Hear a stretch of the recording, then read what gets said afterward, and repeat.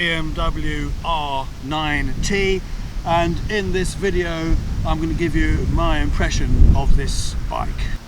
Now, from the get-go, this is a very easy bike to ride, so you won't have any problems there at all.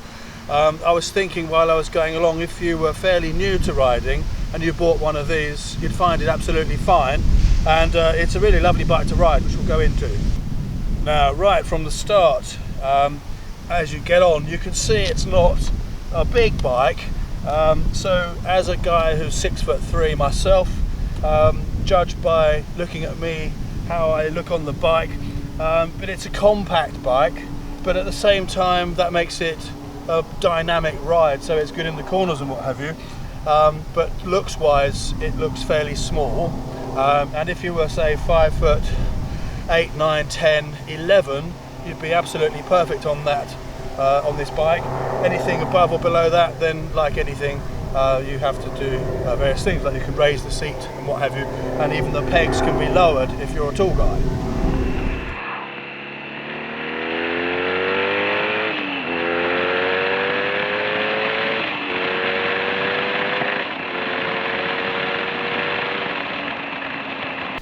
It has an air/oil cooled 2-cylinder boxer engine, and boxer means that the cylinders are horizontally opposed, and it's 1170cc to be precise.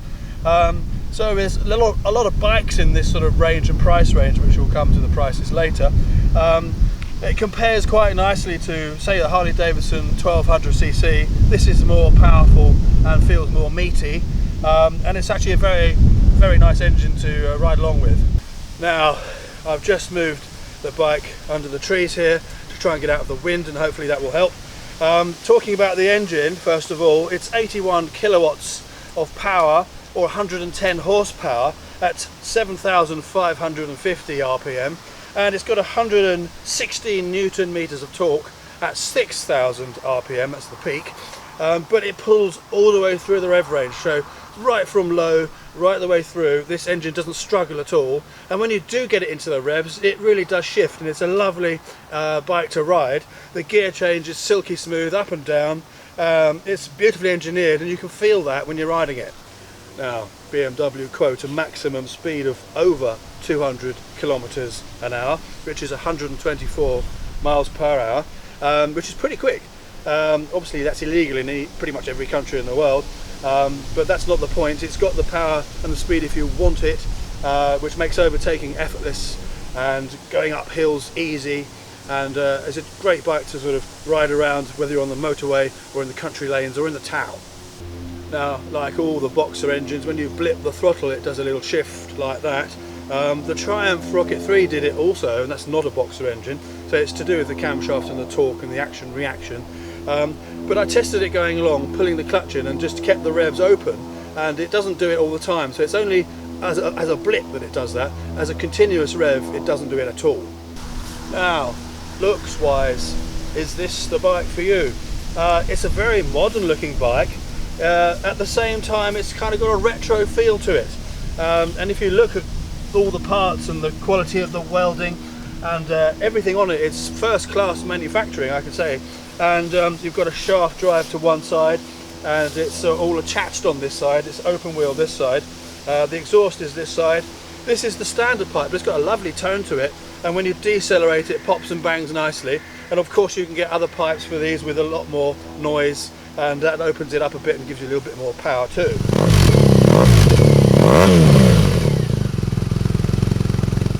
Now, I'm not going to go into tons of figures and specs in this video. It's all about what the bike is like to ride, how it feels, how it handles. First of all, let's talk about the brakes. There's double discs at the front and a single disc at the rear this side, and the stopping power is extremely good, so no issues there. You've got a steering damper on the front here which stops the head shake when you're accelerating hard or perhaps braking hard into a bend. You've got an almost flat bench style seat. It's in two sections. You do have a rear bit and rear pegs. I wouldn't want to take a passenger very far on a bike like this, but it's fine for a little trip to the shops or something. The seat's comfortable, and the tank's narrow at the front, so you can grip it with your knees. It feels very narrow, but when you look down, the tank goes wider at the front. Obviously the cylinders stick out a bit, so it's wider than it feels when you're going along. The tank is 18 litres and it does about 58.85 miles per gallon official figures. Obviously in the real world you're unlikely to get that, but that would give you a range of about 216 miles on a full tank, so you'd probably be looking at 200. Be interesting to know, if you've got one of these, how many miles you get out of a tank.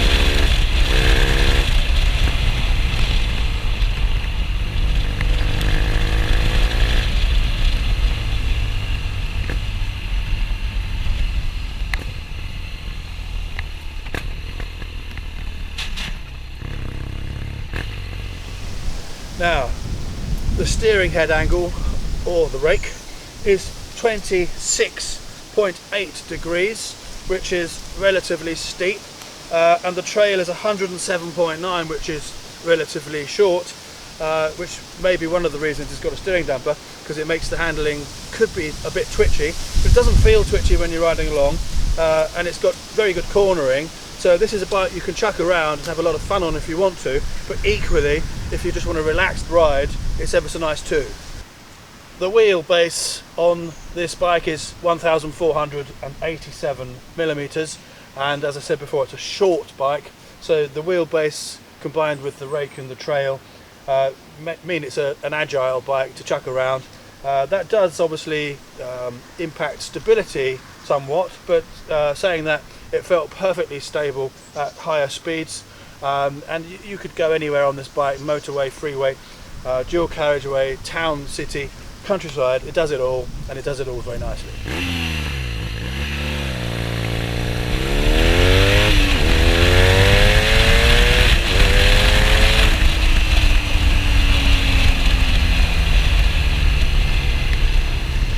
The seat height is 805 millimeters, and as you can see, I'm sitting on it. Once you compress the suspension a bit, my legs are quite bent, so you're going to be fine if you're 5'8" or 9 or 10. The weight is 222 kilograms, and it doesn't feel at all heavy. The centre of gravity is low, and it feels much lighter than it sounds. Now, I must admit, I'm not a particular BMW expert. I'll be totally honest with you, I've never really looked at BMWs before the BMW R18 came out, and as soon as I set my eyes on that, I thought, oh my god, I've got to get on one of those. And if you look on our videos, we recently test rode the R18, and we are going to be revisiting the R18 again because it's such a good bike. We want to go into more detail, but that sort of sparked my interest in the BMWs, so we're starting off as this is our second bike, very kindly lent to us from Wollaston BMW in Northampton. Great dealership, lots of knowledge, very friendly and helpful. And according to them, this is the R9T Pure. It's got some optional extras on, such as the spoked wheels. There is a model that just comes with the basic spoke wheels. They look a lot nicer to me than the alloy wheels. Excuse the helicopter, we can never get away from human impact wherever we go. What I'll do is I'll stick the prices in a second, so you can see the basic price and the prices of the different variants of this bike. They're all based on the same chassis and engine and what have you, but there's different styling options with different wheels and handlebars and various things and seats, and there's lots of customised ones. And actually Wollaston BMW in Northampton have got some gorgeous looking custom bikes, so really go and have a look at those if you're in the local area, because they're fabulous. Now, in this price range there are a lot of bikes to choose from, and like everything, you get an impression before you see something and get on it what you might think it's like. Within a few minutes I found this to be much nicer than I was expecting it to be, and I actually went a little bit further than I intended to because it was so nice. It's got a lot of character, so similar to the Harley Davidsons, they're full of character and charm and what have you. This is the same. It makes lovely noise, it decelerates and pops and bangs, accelerates with a lovely sound. This is a very charactersome bike, so if you want something that's a bit unusual and not just the run of the mill, then I would definitely go for something like this because it's good. The mirrors, I'm being quite tall, I could see half of my body and a little bit of the road behind me, so you have to sort of squeeze out of the way. Most bikes are like that, to be honest. So they could be better, but that could be changed if you were taller. But on the whole, yeah, a pretty nice bike. Now, controls are nice and minimalistic. You've got heated grips, very nice to have. If you've ever been out riding in the cold winter, you'll know how useful they can be. Basic start-stop button, the key obviously in the middle there, goes on first. You've got hazard lights, ABS button, you've got your menu button and your indicators which self-cancel, brilliant, and your hooter, not bad. So nice and simple. The only thing this one doesn't come with is a rev gauge. I believe the other models that have got the twin clocks do have that. So just I better check on that, but I presume that's the case. So yeah, very simple. So start it up, off you go kind of bike.